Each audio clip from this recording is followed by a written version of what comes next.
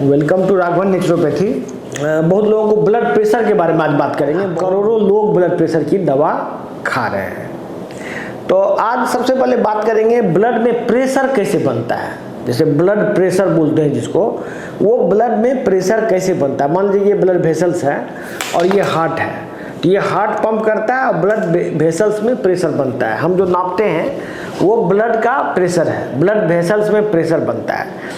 ये pressure heart के pump करने से बनता है और ये प्रेशर डिसाइड और भी फैक्टर से होता है, जैसे आपका हार्ट, किडनी और ब्रेन, ये तीनों मिल के प्रेशर को डिसाइड करता है कि आदमी को कितना प्रेशर का ज़रूरत है। जैसे कि यदि किसी का किडनी खराब हो जाए, डैमेज हो जाए, तो उसका ब्लड प्रेशर बढ़ जाएगा। क्यों? क्योंकि किडनी को छांकने का जो कैपेसिटी है घट जाने से उसमें ब्लड ज़्यादा प्रेशर चाहिए। ज़्यादा प्रेशर से ब्लड जाएगा तभी वो किडनी फंक्शन रहेगा। तो किडनी फेल होने से ब्लड प्रेशर बढ़ जाता है। उसी हिसाब से यदि कोई आदमी को हार्ट में कोई प्रॉब्लम हो, हार्ट में कहीं ब्लॉकेज हो जाए या हार्ट में कोई ऐसा प्रॉब्लम हो जाए कि हार्ट में ब्लड सप्लाई घट जाए, जैसे हार्ट में ब्लॉकेज होता है जो स्टेंट लगाते हैं, यदि वो ब्लॉकेज हो जाए तो पर भी उसको ब्लड प्रेशर ज़्यादा चाहिए, तभी वो ब्लड का सप्लाई हो पाएगा। ब्लड प्रेशर बढ़ने का मतलब क्या है? ब्लड सप्लाई को बढ़ाना है कहीं पर, तभी ब्लड प्रेशर बढ़ रहा है। ज़्यादा प्रेशर रहेगा, ज़्यादा सप्लाई होगा। एक्चुअली में यही ब्लड प्रेशर का ये काम है।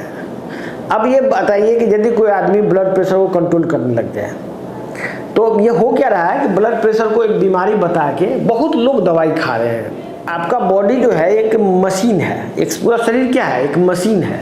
इस मशीन में कंट्रोल जो है, इसका अपना कंट्रोल है, इसका ब्लड प्रेशर, शुगर, ये सबको मैनेज बॉडी में अपने आप होता है।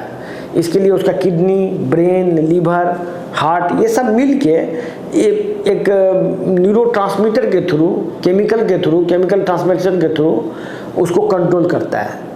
ब्लड प्रेशर कंट्रोल के लिए सिंपैथेटिक सिस्टम है, नर्वस सिस्टम है, फिर उसका यूरिन है, पेशाब है, मतलब किडनी से जो एंजियोटेंसिन निकलता है उससे होता है, और हार्ट में कुछ रिसेप्टर्स होता है जो उसको रिसीव करता है, और ब्रेन से बहुत सारा सिग्नल आता है। इस तरह से वो सिस्टम काम करता है। लेकिन यदि हम चाहें कि इसको कंट्रोल करें, अब एक ठो बात समझिए, जैसे कोई आदमी गाड़ी चला रहा है, कार चला रहा है, तो कार यदि चला रहा है, अब बगल में बैठा हुआ यदि उसका साथ कोई बैठा हुआ है, वो बोलेगा कि नहीं एक्सीलेटर हम दबाएंगे, कार तुम चलाओ, तो कार चलेगा? उस कार का एक्सीडेंट होना निश्चित है। यदि कार चलाते रहे और एक्सीलेटर कोई और दबाए, ब्रेक कोई और दबाए, तो वो कार का क्या है? एक्सीडेंट होना निश्चित है। ठीक वही बात यहाँ होता है। इसमें जो दवाई चलती है, ये दवाई में एक दवाई है एम्लोडिपिन। एम्लोडिपिन क्या करता है? हार्ट के मसल्स को वीक करता है। बेसिकली मसल वीक में कैल्शियम चाहिए, कैल्शियम जाएगा तो कॉन्ट्रैक्ट कर जाएगा, फिर कैल्शियम रिलीज होगा तो रिलीज हो जाएगा, फैल जाएगा, कॉन्ट्रैक्ट रिलीज ऐसे होता है। अब क्या करता है कि ये जो कैल्शियम चैनल है उसको ब्लॉक कर देता है। ये कैल्शियम चैनल जैसे ब्लॉक हुआ, पंपिंग कैपेसिटी घट जाएगा। हार्ट पंप करेगा लेकिन कम पंप करेगा, उससे ब्लड प्रेशर घट जाएगा, बीपी ऑटोमेटिक घट जाएगा उससे। इसके बाद दूसरा मैकेनिज्म है बीपी घटाने का, कि किडनी से निकलता है हार्मोन एंजियोटेंसिन।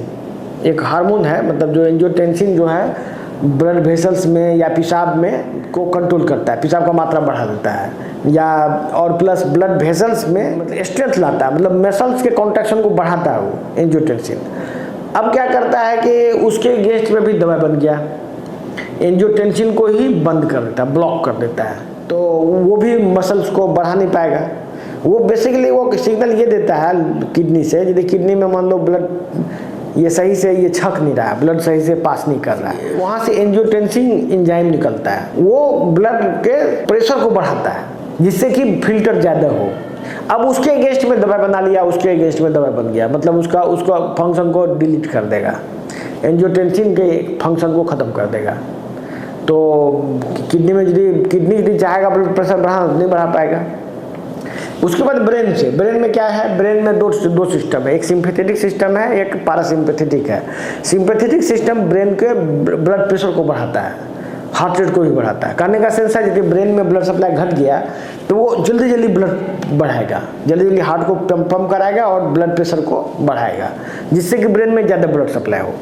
तो उसके लिए भी दवा बन गया बीटा ब्लॉकर। अब हर एक तरह के सिस्टम को कंट्रोल करने के लिए मेडिसिन है। किडनी को कंट्रोल कर लिया, हार्ट को कंट्रोल कर लिया, ब्रेन को कंट्रोल कर लिया।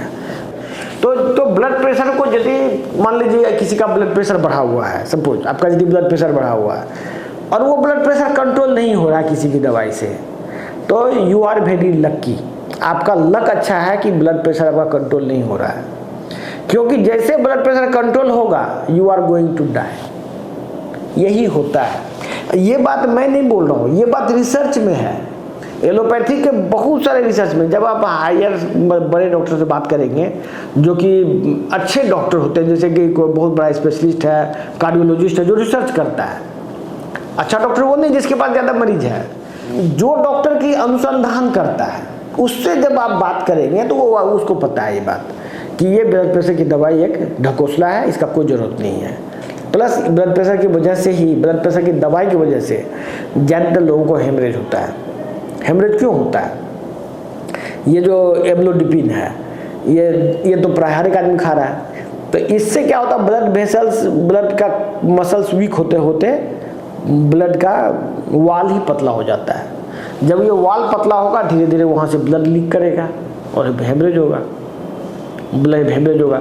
इसी से किडनी फेल होता है, इसको कंट्रोल करने से ब्रेन हेमरेज होगा, किडनी फेल होगा, हार्ट अटैक होगा, सारा चीज़ ब्लड प्रेशर की दवाई से हो रहा है। और हर एक आदमी को मालूम क्या है, एक गलतफहमी, देखिए गलतफहमी और अफवाह फैला के ज़्यादातर बिजनेस किया जाता है और मेडिकल प्रोफेशन में भी यही हो रहा है। जिन लोगों को ब्लड प्रेशर है और ब्लड प्रेशर कंट्रोल नहीं है, उसका एक साइंटिफिक ट्रीटमेंट होता है, साइंटिफिक मेथड होता है। उसके लिए आप दिए गए नंबर पर बात कीजिए, हमारे एक्सपर्ट आपसे बात करेंगे। धन्यवाद।